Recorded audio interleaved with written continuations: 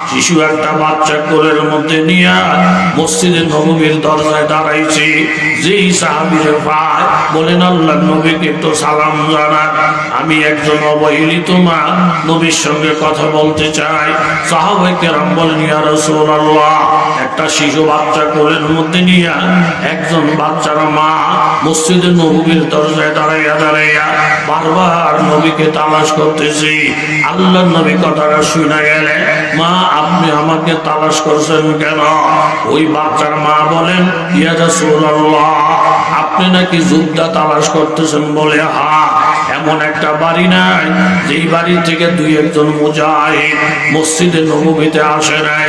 এই বাড়ির থেকে লোক আসতেছে দেখা যায়, ওই বাড়ির থেকে লোক আসতেছে দেখা যায়, ওই বাড়ির থেকে লোক আসতেছে দেখা যায়। নবী গো, আমার ঘরটা এমন কানা, আমার ঘরের মধ্যে আমার স্বামী এক জিহাদে শাহাদাত বরণ করছে। আমার বড় একটা ছেলে ছিল, ওই ছেলেটাও আরেক জিহাদে শাহাদাত বরণ করছে। আমার এই কোলের বাচ্চাটা ছাড়া জিহাদে যাওয়ার মতো আর কেউ নাই। আমি আমার কোলের বাচ্চাটা নিয়ে নবীর দরবারে হাজির হয়ে গেছি। ইয়া রাসূলুল্লাহ, আমার এই বাচ্চাটাকে আপনি জিহাদের ময়দানে নিয়ে যাবেন। নবী বলেন, মা গো, তোমার কথাটা শুনে আমার কলিজা ঠান্ডা হয়ে গেছে। এই শিশু বাচ্চা জিহাদের ময়দানে নিলে আমার কি লাভ হবে? এই বাচ্চা তো জিহাদের নিয়ম জানে না, তলোয়ার ধরার ক্ষমতা নাই, দৌড় দেওয়ার ক্ষমতা নাই। এই বাচ্চা দুধের বাচ্চা, একটু পরে মা বলা চিৎকার দিবি, একটু পরে আব্বা বলে কান্দা দিবি। এই বাচ্চাটা নিলে তো আমার একটা ভেজাল হবে গো মা। আমি বড় আশ্চর্য হয়ে গেছি, এই শিশু বাচ্চাটাকে তুমি জিহাদের জন্য নিয়ে আস, নবীর প্রতি তোমার কত মায়া, নবীর প্রতি তোমার কত দয়া।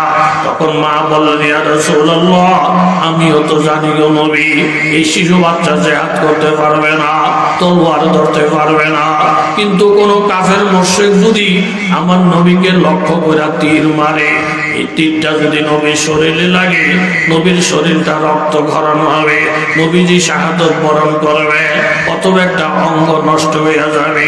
এই সব কথা চিন্তা ভাবনা কইরা আমি আমার বাচ্চাটাকে নিয়ে আসছি। বাচ্চাটাকে নবীজি ফায়ের কাছে রেখে দিবে।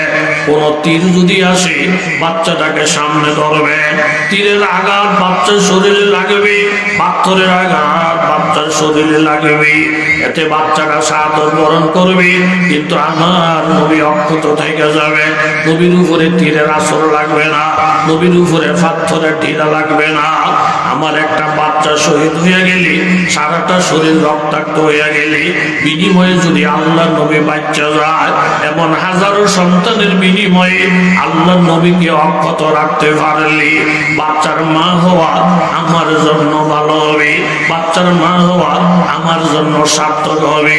ইয়া রাসূলুল্লাহ, আপনাকে নিরাপদ রাখার জন্য আমি আমার কলিজার টুকরা বাচ্চাটাকে আল্লাহ নবীর হাতে হাওয়ালা করতে চাই।